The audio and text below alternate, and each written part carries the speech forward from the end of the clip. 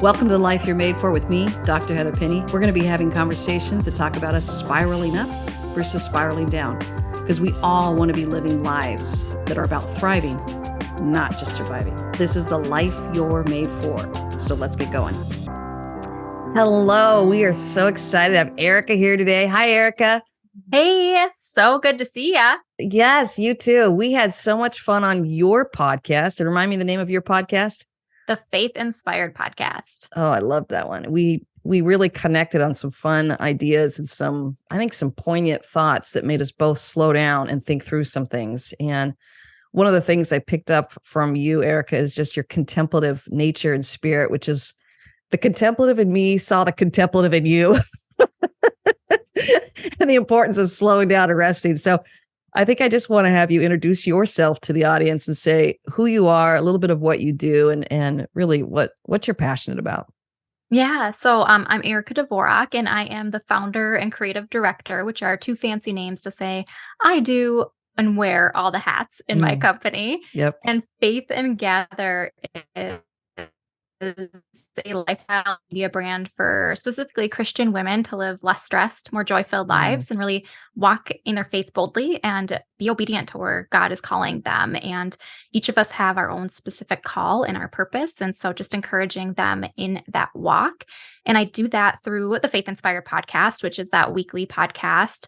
I also do one-on-one life and business coaching. I'm really going more towards the business coaching now. I have a background with a decade and a half of marketing and communications experience. So my heart is for like branding and voice and really helping women who are in Christian media or who have their own type of ministry.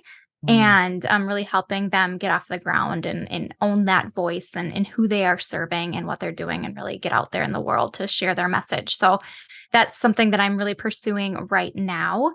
I also have a course called the Stress to Joy Transformation course, which I'm sure we'll get into some of my story here, but the course itself walks women through about the past 4 years of my life and what my husband and I have been doing, how we've transformed our lives from just pure stress to more joy.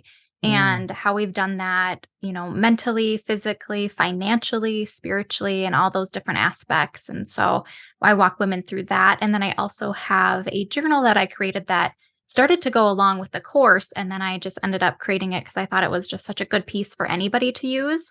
And that's called the Daily Reflections Journal. And it's really a 90-day guided journal for people to just stress less and focus on their goals and grow closer to the Lord. And so those are my passions. That's what I love doing. And I think a fun little thing that I'm venturing in and really researching and being bold about that I've been using your 3C journaling for is I'm going to be building a community for those women that I serve and figuring out what that looks like and really helping support them in their small businesses and just be a united front with each other. So that's a little bit about me professionally. And then personally, which is also a huge part of my life, I am a mom of 2 young kids under 5 years old. And so I am joyful, yet very tired and exhausted a lot of the days. But they've been such a blessing to me, more than I ever could have imagined. And then I have a husband, Matt, as well, who's just such a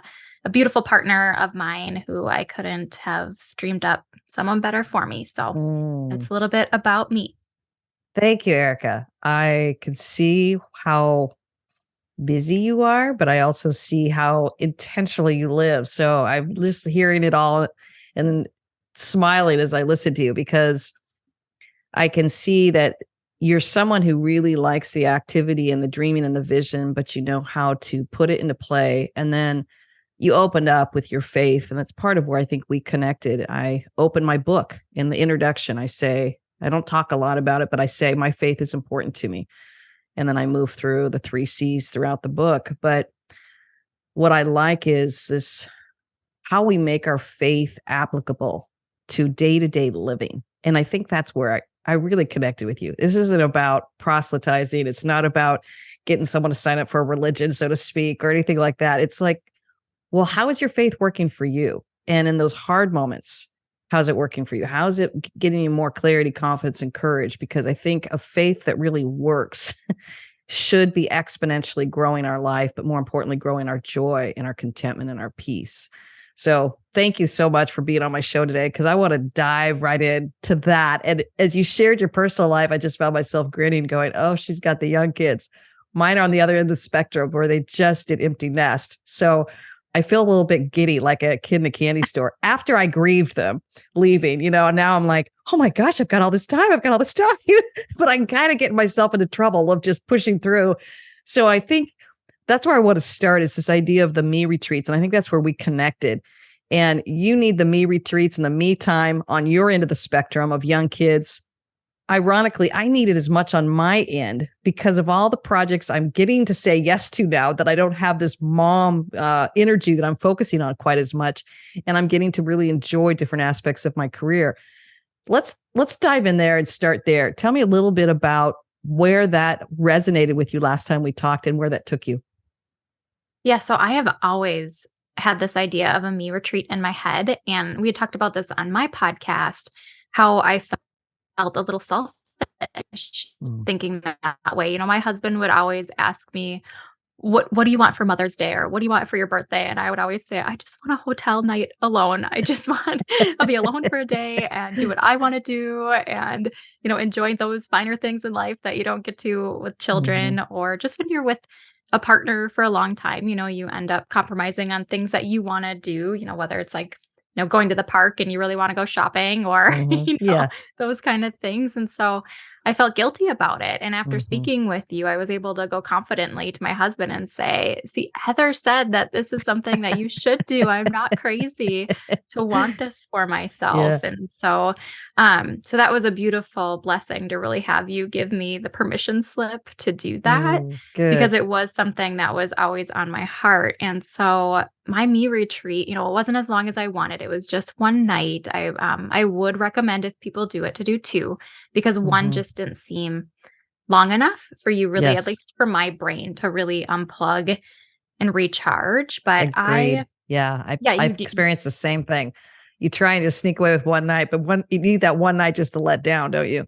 You do. And you Yeah. need a full day, with hotels, the way it is you can't check in until 3. And so I had worked, until about 3 o'clock that day. So it really, ends up being less than 24 hours. And so you need those 2 nights. But we were lucky enough where I was able to stay at a really nice hotel here. I live in the Twin Cities, and we used our points, so it didn't really cost us any money, which was Yes. a really nice pro to that. But honestly, I just relaxed and enjoyed myself and did the things that I don't get to do very often. I am a person who is more introverted by nature. I love to be extroverted. I love to be with people. I love to talk with people, but my recharge time is in peace and quiet and reading and, watching shows by myself with no one talking. And I don't get that. And up until about 3 months ago, my mom lived with us for 3 years. And then we also had our dog. And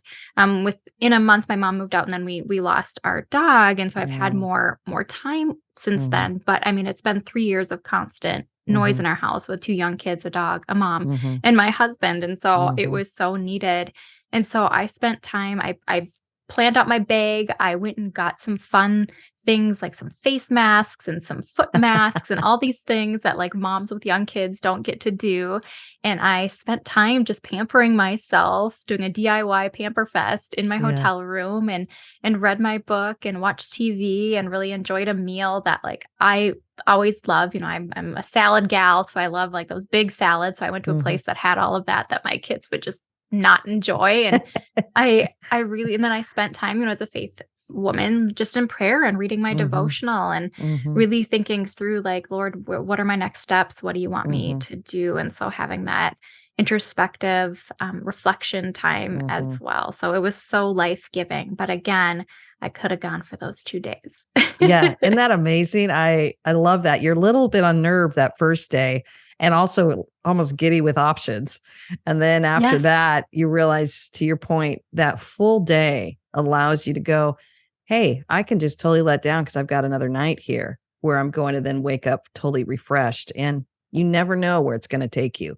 Were you surprised? I know I've been surprised in many of my me retreats, but were you surprised at where it took you, and B, what you got out of it?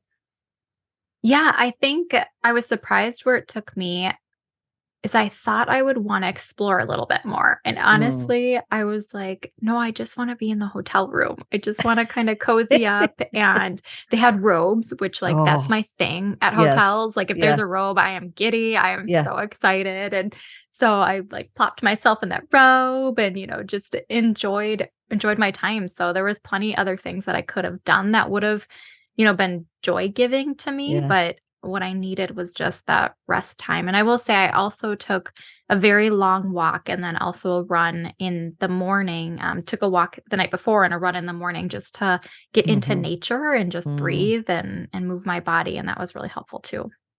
It's so beautiful. I think what I love hearing you say is this permission to luxuriate in who you are. And particularly as women, but I don't want to even make it too gender specific. I've seen this both with men and women, but for some reason, women, I think a part of it because we're doing a lot of the caretaking, but we have a very narrow permission for us. Like, well, when the kids are down, then I'll take an hour for myself. Or when they've left empty nest, the house. So 18 years, like I won't have anything for myself for 18 years. So I've heard all this. In fact, I saw a funny post yesterday. It just made me chuckle. It was an exchange between a husband and wife. And he said something like, what do you want for tonight? And she returns with, I want a big dish of pasta and I want to eat it alone in silence. just, Yes. I thought the bar has gotten so low for us as women sometimes. And I remember one time going, I just want to go to Target and read the labels and like not be Hmm. interrupted. That's when you realize, wow, the bar's gotten so low where I just want to be able to take a shower in peace, or I want to Hmm. be able to sit down to a hot meal. These were some of the things that were hitting me. And I want to say, those are flags. Those are flags, people, that are telling us we get to have more, but we've kind of scrunched ourselves into a tiny little margin of what we get to give ourselves. This is really a powerful opportunity to start giving yourself exactly what you need and give yourself that permission to say, I'm worth it. And truly, I will be a better human, a better mother, a better wife, a better friend. If you're not even married or have kids, you still need these me retreats. So I guess I want to speak a little bit to some of the effects of that after getting back the next several months. What was some of the fumes, so to speak, of the me retreat that you got to live in?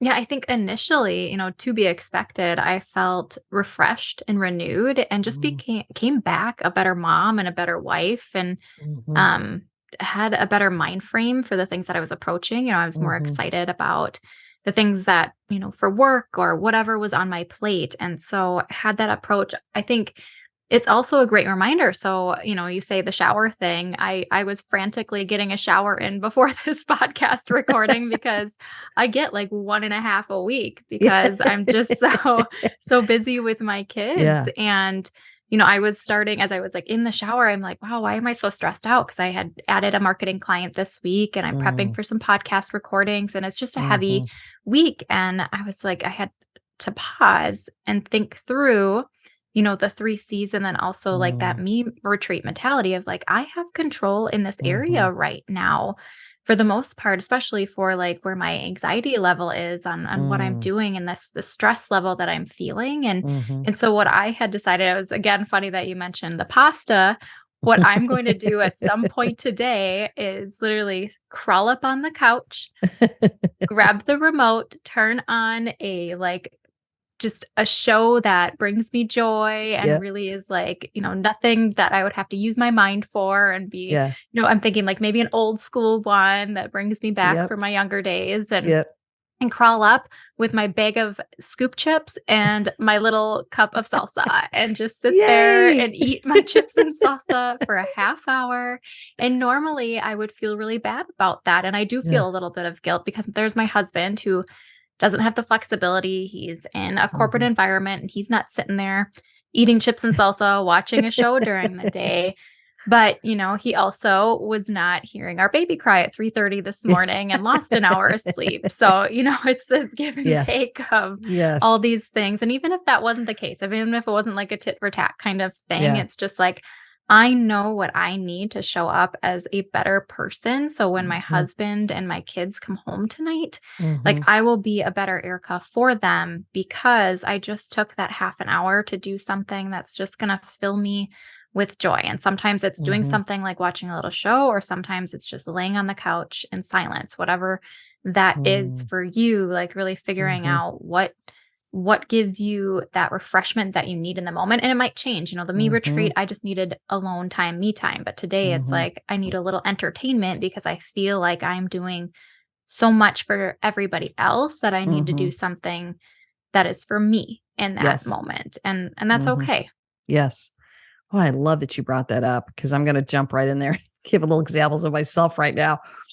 I worked pretty hard all throughout the year and launched a couple books and everything else, and I could feel the strain coming up. And one of the things I talk about in my book is this idea of Thrive Plan: a daily, a weekly, a monthly, and an annual. Annual would be the me retreats. One of the things that I'm realizing I need at the pace at work that I have, and I do feel grateful to have the luxury of doing this, is I'm doing everything off of 11-month contracts now and just taking July as my sabbatical. Um, so today's the only day I'm working with you, Erica. And I I only love do it. things that I love, which is like I love podcasts. So I'm like, I'm just booking 3 podcasts today. That's all I'm doing. That's the only day I'm working this week because it's mid-July. And I'm looking at this, and yesterday I could feel like, okay, I'm going to be engaging a lot with people. And I'm like you, I'm more of a I recharge a little bit more on my own, but I think I'm more of an ambivert, Yeah, same. that I love people, and then all of a sudden I hit my limit, and it has nothing to do with them. I always want to joke, it's not you, it's me. Like I just need to go and crawl up in my cave. And so yesterday it was hilarious. I spent time with one friend where that recharges me. We had a morning walk and it was a deep conversation. And then I think it was a couple hours of that and I loved it. And then after that, I think I laid on my bed and I thought, I'm just going to do this for like a couple hours. 6 hours later of getting lost into a show and realizing this is just what I need. It's allowing me to refuel, knowing what I have on the docket for the next day, but also recognizing this is part of what I need on some sort of a rhythmic cadence to pull back and let myself just get lost in it. And then even just this morning, being able to wake up and go, oh, I'm glad I didn't schedule anything early. I'm glad it's just being able to do it at the time that fits for me so that I can still enjoy my morning time. So I had to just kind of snicker as you were talking, going, I got to share this with the audience. Like, oh, yeah, that was me yesterday, Erica. So I'm so cheering you on. Do that today and go take care of you. I'm gonna enjoy my chips and salsa on my show. Yes, good for you. Um, what are some of the flags that you're noticing that you need the chips and salsa at the time? And for me, time on the bed and relaxing and getting lost in a show. What are some of the signs that you know? And you said something about the anxiety. Can you speak to that a little bit more so that our audience can feel that permission to know themselves and give themselves what they need?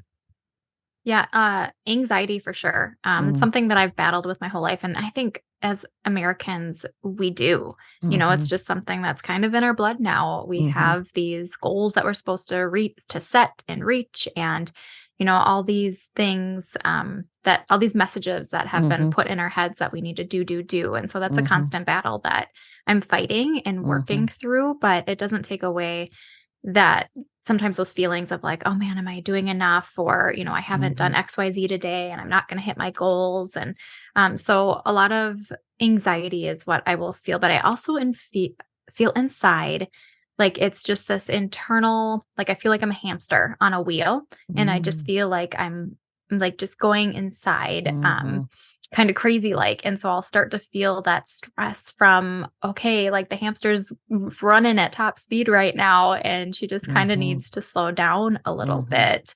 And I also see it externally where mhm, internally I get it where I start to feel a little angry, and so I start to have just kind of these angry feelings, and it starts to come out to the people that I mm, love. So like mhm, this morning I was snapping a little bit at my mhm, children and mhm, not so affectionate towards my husband, more like I just want mhm, to be alone and like closed off mhm, kind of way. And so when I start to see myself acting that way or feeling that way, mhm, that's a time for me to recognize like, okay, Erica, this isn't mhm, normal. This mhm, isn't okay. Like it's normal feeling, we have that as humans, mhm, but I have the ability to stop that. It doesn't have to be, oh, that's just a part of life kind of thing. It's like, Mhm.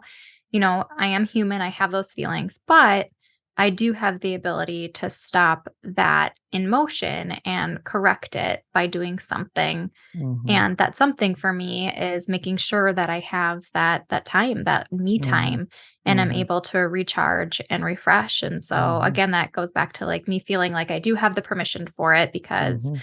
I don't want to show up as that mom and that wife tonight that I was this Mhm. morning. And so if I need to sit on the couch, eat the chips and salsa, like I'm going to do it. And my Mhm. husband will actually be grateful for that. Mhm. He would rather have Mhm. that wife who took the half hour to do that than what he would get Mhm. tonight. And so just internally, I feel just a miss. Mhm. Not, when your body is at peace, when Mhm. you are running Mhm. um just like a well-oiled machine and it just feels good and it feels natural. Mhm. But, when things are starting to break down, you start to feel it. You start to kind of bump along the road. And Mhm. those are definitely the feelings I feel when Mhm. I'm ready to Mhm. break down. Yeah. I love that you said that. I love that you said the half hour. What I like to really encourage people is that you never know how much time you need, but start playing with that. It's amazing what half hour can do. It's an amazing what 2 minutes can do with just a shift away from your desk. I was even reading a study about the importance. No, it's my optometrist who was telling me about this yesterday. I took my son into the optometrist and she said, if you can take 20 seconds to look away from your computer every 20 minutes, it resets your brain. And I just was like, what? I've never heard of something like that. But because of all the screen work, even optometrists are starting to say, we're not made to stare at a screen and do that. So she said, just set your Yeah. timer for 20 minutes on your watch. And then once it dings, you look up 20 seconds. I was like, 20 seconds? That's all I need? She goes, it'll reset your brain so it doesn't get stuck in that rigid mode and it starts damaging your eyes. And I thought about that some when I thought, especially with all of us doing Zoom and everything else, learning what we need on that daily basis, whether it's 20 seconds of looking away from the screen, whether it's a half hour sitting down with your chips and salsa, whether it's 6 hours because I've been pushing so hard all year around. I want to say, people, may you feel this peace that you get to find what you need and your life will not start moving into destruction or failure. I think that false belief of I can't slow down, the hamster on the wheel, that's what I feel like too. I can't slow down. Otherwise, I'm going to start failing or balls are going to start dropping or I won't be able to reach my goals. It's the antithesis is true. If you slow down and give yourself what you really need, your your energy exponentially grows. And I'm thinking about, I'm like, wow, I thought it was going to be a half hour on the couch or the bed. It started out on the couch, Erica, and then moved over to the bed.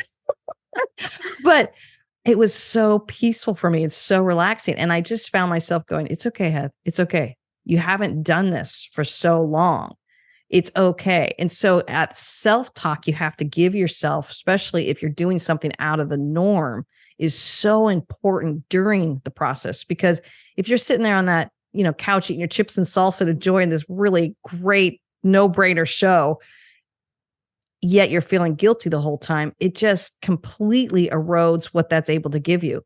So I guess I want to ask you that. What are some things you kind of say to yourself when you can feel that guilt coming in?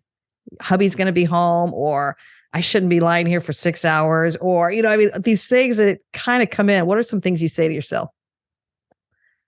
Well, one of them is definitely, what I had said before, just I'm going to be a better wife and mom. And I Mm, know that it's not a lie that I'm telling myself or some kind mhm, of like, affirmation kind of thing. It's because it's been a learned experience type thing mhm, for me. I've done it so often that I do know that if I push through those feelings of like, oh man, I feel burnt out or I'm so mhm, tired, I know what that outcome is. I know what that's going to look like. And I know what it's going to look like if I actually take the time to mhm, rest. And I've noticed too, like last night I was just really, really tired. I had a long day. Again, this week's just a big jam-packed day or jam-packed week. And, I had the option to continue to work after the kids went to bed or just mhm, go to bed. mhm, And with the experience that I've had so much since I've been on this journey is that I know and I knew that it was better for me to not push through and get it done and Mhm. do the thing that I was supposed to do Mhm.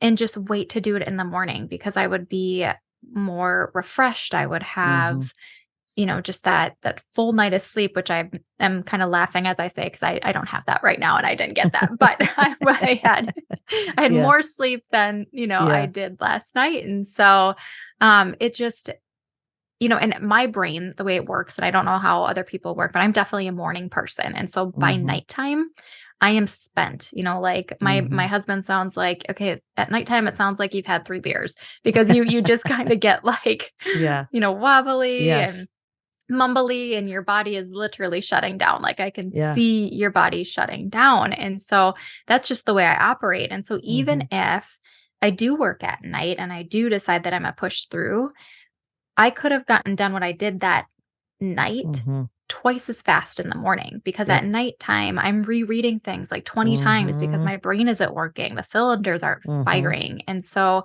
I know these things now. So I just tell myself like, hey Erica, Mhm. remember last time you pushed Mhm. through?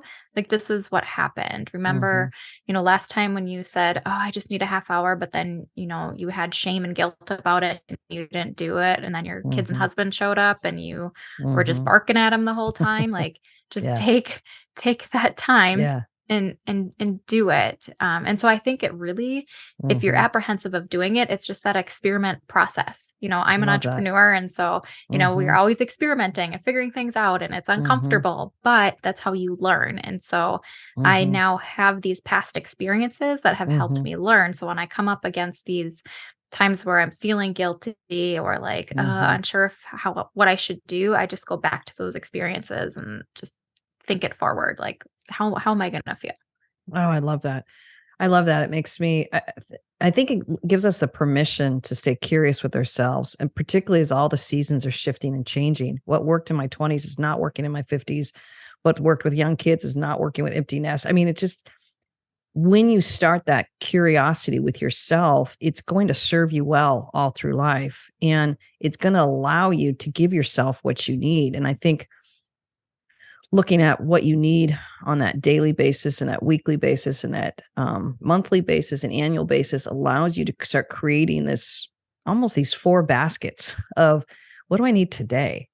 Okay, you know what? That's not going to fill me up. What do I need this week? I think I need a half a day off, or I need an evening out with my friends, or something that allows us to start asking questions that says, hey, yeah, you're right. You're not really a lot of good past 3 p.m. When I start realizing that, I go, because I'm a morning person, I'm up at 5 or 6 and I love it. But past 3 p.m., I'm running out of words. Mhm. And in fact, it can't be something that I can sit down and actually work or do things or even have professional conversations. I can have personal and fun conversations, but I have lost that ability to really stay in my zone. And I think once you start even realizing that, you just start kind of tweaking your life the way you need to and making sure that you're refining it and then wondering why you might be fatigued or tired, or one of the terms I use is I'm losing my words. I need some time and space. Well, of course, I use my words up all throughout the day. So learning what you need, I think, is so important. Yeah, I Um, agree. And I'm thinking from yesterday, working with a marketing client, especially right now, I'm working on some landing page content for them. So mhm, when I'm thinking through like words and really, doing that craft of like creating that message, that takes a lot of brain power for me. And yeah. so I had been thinking about it for an hour or two and I just felt myself getting into the slump. And I was like, okay, well, I could work through this. And in my head, I was like, man, but what I really need is just a walk. Like I Mm, knew instinctively like mhm, what I need is a walk. And so I just looked at my computer and mhm, I shut it down and I went for a half-hour walk, or mhm, even a 10-minute walk would have been fine. mhm, But, it wasn't even a permission thing. It was just like, I am shutting down and I'm not creating the quality mhm. work that I need to create for this client who's paying me. Right. And so I am doing them a service and myself a service by going out, doing a Mhm, quick walk that's going to, help me with the brainstorming and help me just mhm, like, get my mind in a better place. And mhm, so, it can be physical things as well as like relaxing things to really get you mhm. moving and give yourself permission to do that. I love that. And I think in the work that I do, I try and give people practices and almost disciplines, if you will, to create that safe, sacred space within ourselves to create the world we want, and helping people to really access their internal clarity, confidence, and courage, and not keep getting overstimulated by the rest of the voices in the world that's out there. And I think that's why I work a lot with clients with 3C journaling. And I guess that's where I want to pivot over to, because Erica, I love the fact that you took it and ran with it. It was one conversation. I mean, I coach clients through this for several conversations, but you totally got where I was going, where I said, well, here's something, a practice I do with my clients. And when you popped on the line earlier this morning, you said, oh yeah, I've been doing that. I thought, well, that's what I want to talk about. So let's dive in there a little bit. What's your understanding of 3C journaling? How are you using it? And how is that really impacting you to get your own clarity, confidence, and courage? Yeah. So I guess I'll walk through each of the C's. The Mm-hmm, clarity, as we were talking through it. And so what I took as my understanding was mm-hmm, really understanding where you are right now in the mm-hmm, moment. And a lot of the times, and I'm not perfect about it, I don't use it every morning, but it's really a great tool when I use it, when I come across just times where I am unsure of my next action, or mm-hmm, when I am having those anxious feelings, not necessarily mm-hmm, because I'm like need to burn out and rest like we were talking about, but as an mm-hmm, entrepreneur, I am constantly faced daily with decisions of what I need to make. And you're there, you always have that overarching overview of like, oh, how do I make revenue? Or, mm-hmm, all these mm-hmm, things. You're thinking mm-hmm, about every aspect of a company, mm-hmm, which can be a lot. And so I use that clarity piece to really understand, okay, so why am I feeling what I am feeling right now? Because I mm-hmm, think so often we just live life feeling what we're mm-hmm, feeling, but never even understand where it comes from. mm-hmm, And so it's helped me to really like stop and pause and think about, okay, clarity, I am feeling this feeling right now. mm-hmm, And why am I feeling that way? And then mm-hmm, using confidence to really correct that mm-hmm, in a loving and positive way. And then, having the courage to take an action and a mm-hmm, next step towards whatever it is. So, for an example, one that I used this week was there's an individual in our local community that had said that he would be on my podcast, and he's just super super busy. And I was really excited to have him on, but I haven't heard back from him in a few weeks. And I go to some of these coffee events, and he's mentioned how busy his schedule is and how he's been more intentional about saying no to things. And I'm like, oh my gosh, well, he already said yes, but he hasn't reached out, so now is he saying no by not reaching yeah, back out? And I yeah, was just, hesitant. And so I used the clarity, confidence, courage of like, okay, mm, here's the situation on where I'm at. Like, mm-hmm, clarity is, I'm feeling these feelings. The confidence part was, well, he already said yes. Like, he mm-hmm, already said yes to it. So he mm-hmm, hasn't said no. So I was afraid mm-hmm, he was saying no and didn't know how to approach it. And then mm-hmm, the actual confidence part was like, he said yes already. And mm-hmm, so like you already have the mm-hmm, okay.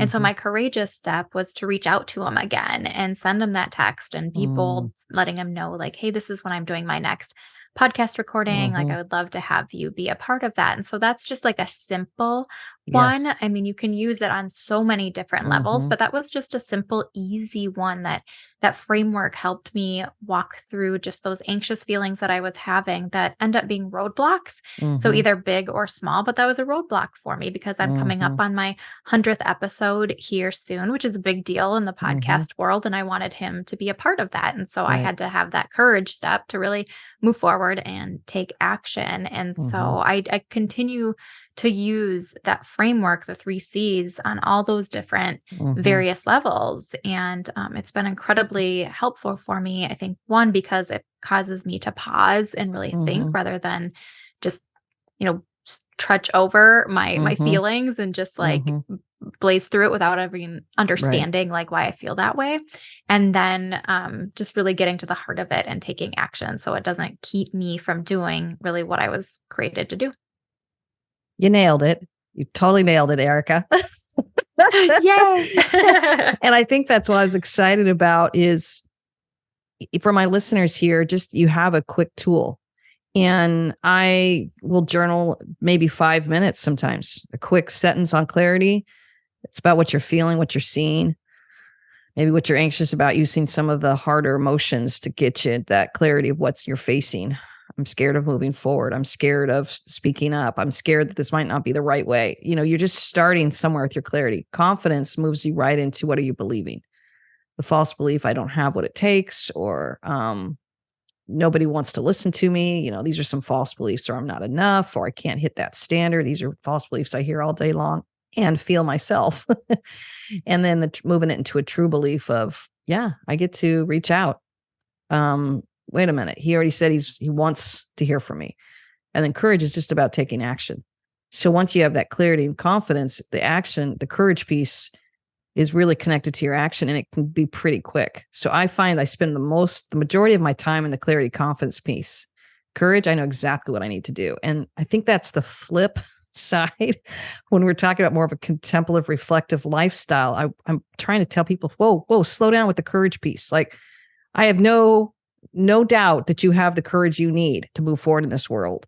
What I'd like to do is back you up and start talking about what's your clarity around this, what's your confidence around this. And to me, it's like giving person, and I talk about this in my book, give them a parachute before they jump. And a lot of times with a very active North American kind of culture, everybody's jumping left and right. And I want to go, whoa, that we're splatting, or we're missing our area, or we're clinging to the side of the plane because we don't want to jump because we don't have our clarity and confidence. I want to just help settle down that anxiety and say, listen, folks, we can do this better.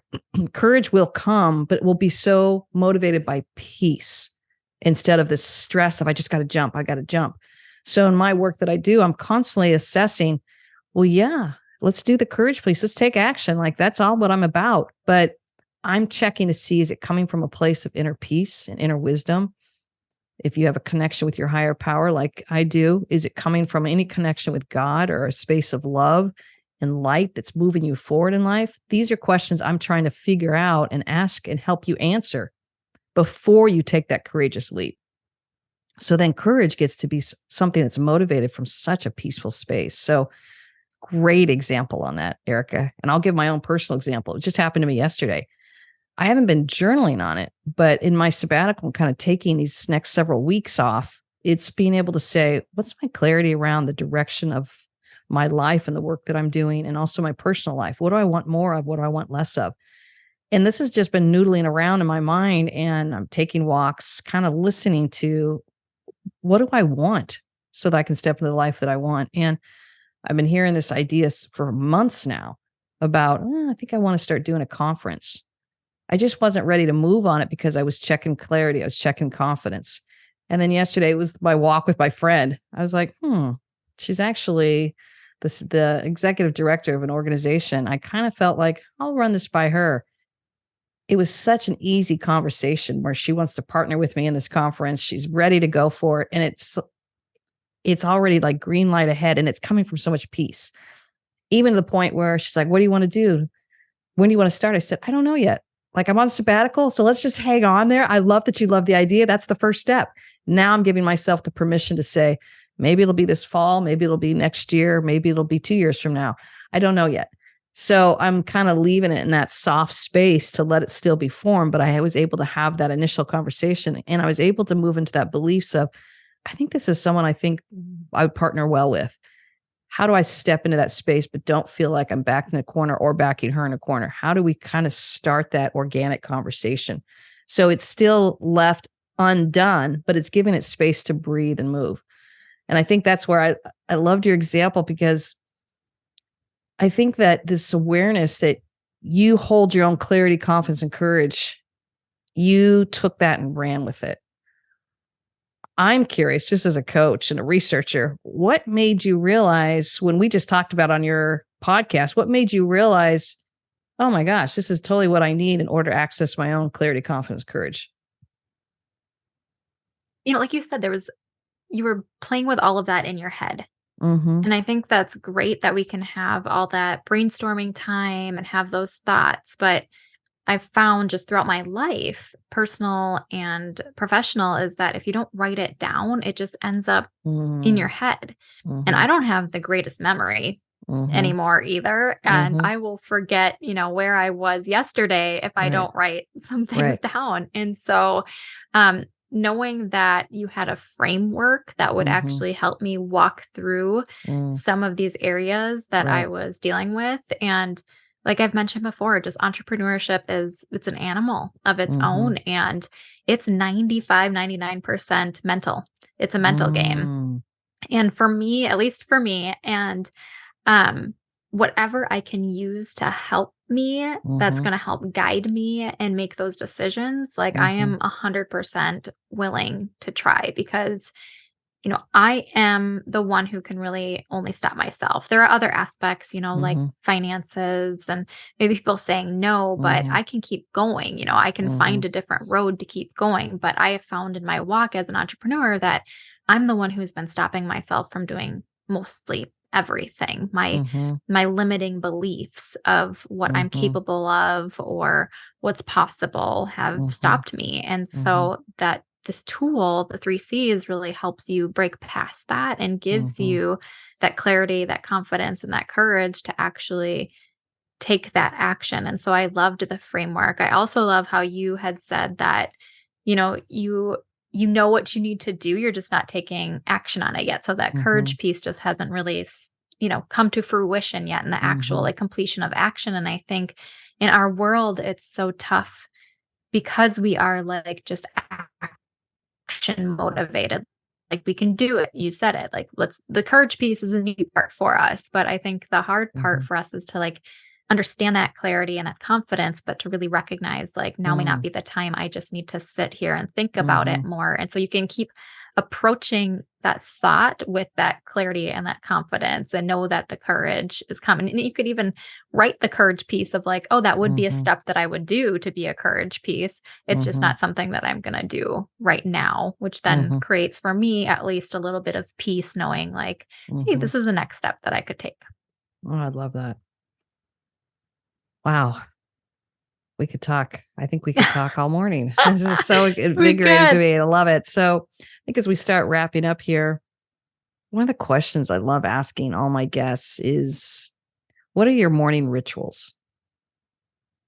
Wow. Well, like I said, I am a morning person Mm. for sure. I'm up a little bit earlier than you just because I have to get things in the morning. If I want to get them done, I Yeah. found that the only time in day, especially because I turn into just a sloth at night, is that I can need to wake up early. So I'm usually up around like 4 to 5:30 Oh, in the wow. morning. And so I Yeah. I used to do 4 a.m. a lot. That was easier when my daughter was getting up around 3:30 in the morning. I was like, well, I might as well just be up now. Now thankfully she usually sleeps in a little bit later. So my alarm clock is set for 4:45 currently, Wow. but my body will wake up at like 4:30 naturally and just be ready to go. And that's just, again, I know it's weird. Some people are listening and probably thinking, what? That's crazy. But that's how I'm made. If you're a night Yeah. person, you have your own hours. Yeah. But for me, I get up, around that time early so I can have Mhm. 2 to 3 hours to myself before anybody gets up because I don't get my me time a lot, and so Mhm. that's my me time. So I make sure that I Mm. have that time in the morning because when I don't, I am a little on edge during the day if I don't have that. So I recognize Mhm. that and make sure that it happens. And a little tip, I actually got a regular alarm now. I do Mm. not use my phone anymore because, Mm. when you look at the screen, that blue light, I believe it's blue light, will mess up with your brain and then you can't fall back asleep for like another Mhm. 15 minutes or it's really hard. So I I have didn't an know old that. school, yeah, I have an old school alarm now Mm. where I will, if I wake up in the middle of the night to go to the bathroom or whatever it is, I'll just take a peek at that and it doesn't bother me at all. And so that way I can get up early. And Yeah. what I do after I get up is I just head my way down to my couch and Mm. I spend time in my Bible and I have a Mhm. devotional. And then right now I'm reading through the Bible and chronologically, which is really cool. It's something I've never done before. So I can see how Mm. the events happened. And so I spend about a half hour to an hour doing that every morning Mm. and spend time in prayer. And so that really sets, that Mm. pace for the day and the peace for me. When I don't have that, the day Mhm. is out of sorts. And so I make sure that I do that. Mm. When I don't have a bunch of work stuff to do, I will try to squeeze in a half hour of a workout and really get my body moving. I used to Mm. be so much better about that. Just my Mm. daughter's in a crazy stage right now, being young. She's a year and a half. And so Right. it's not working as well as it used to be. So Yes.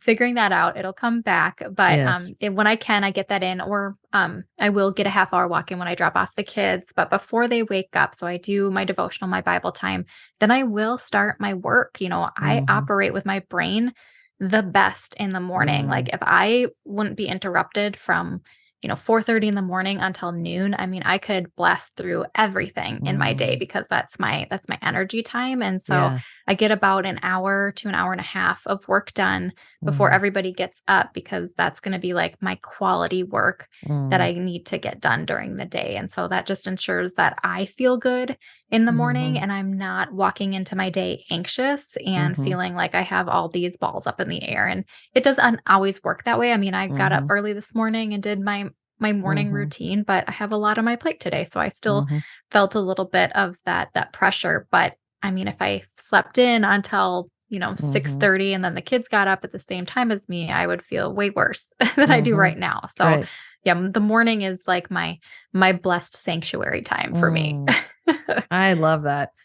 Yeah, it makes me think about my morning this morning, and I was on the back patio with a really great devotional book that I loved, and I turned on my fountain, and just my dog came up and sat next to me. I had my cup of tea. I mean, it was just this beautiful moment of, and this is the way I want to start my day. Like, I don't even want to touch courage. I don't want to touch any steps without making sure that I'm fueling up with my clarity of who I want to be, how I want to step into these spaces, and then my checking my beliefs around my confidence.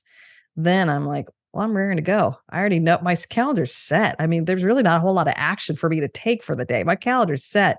What I'm really trying to do is spend some time in that first part to say, how do I want to show up well for my day? How do I want to show up well for all the different fun appointments that I have today? And what do I need to refuel for that? And to be able to have that space. And I did get a chance to work out too. So that was able to let my body move and just be able to enjoy some of that space before I jumped into it. And having some of that, you can see where I'm going with this, is having some of that me time before you stepped into we time. It allows you to really step into those spaces well with so much of who you want to be and offer the essence of who you want to offer. Yeah, I 100% agree. When I have my me time in the morning, I am up before my kids get up. So if my son, crawls out of bed, I'm right there on the Yeah. couch, like super excited to see him. Yeah. Or I have the opportunity to walk into his room with like a big smile and Yeah. say, "Hey, buddy, it's time to get up." And, Yeah.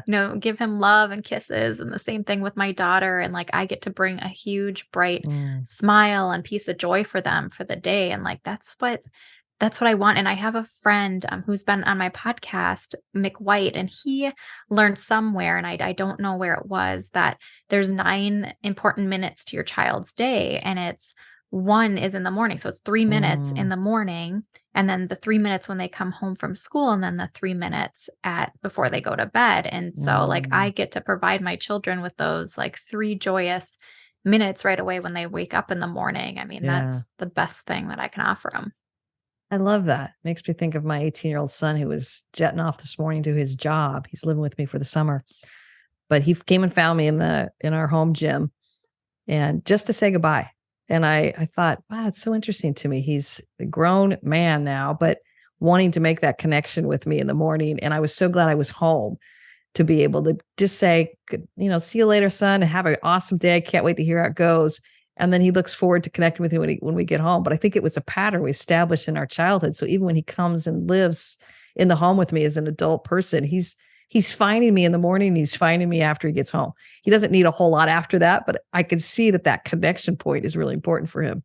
That's beautiful. I love that. I I hope know. I hope that stays the same for me and my kiddos. It will, and I think that's why I'm mentioning it. I think once you start that pattern, it becomes part of that nurturing adult relationship where it's a natural piece. And I'm very cognizant of the fact, I'm like, I don't really want to go on a walk because I know he's getting up here in a few minutes and I want to say goodbye to him, and so I'm trying to stay kind of around. But I think you kind of live with some of that awareness that when you offer it to your kids, you're going to instill it in them as adults. So that adult relationship, and I've got an 18-year-old and 20-year-old now, and I'm such great friends with them.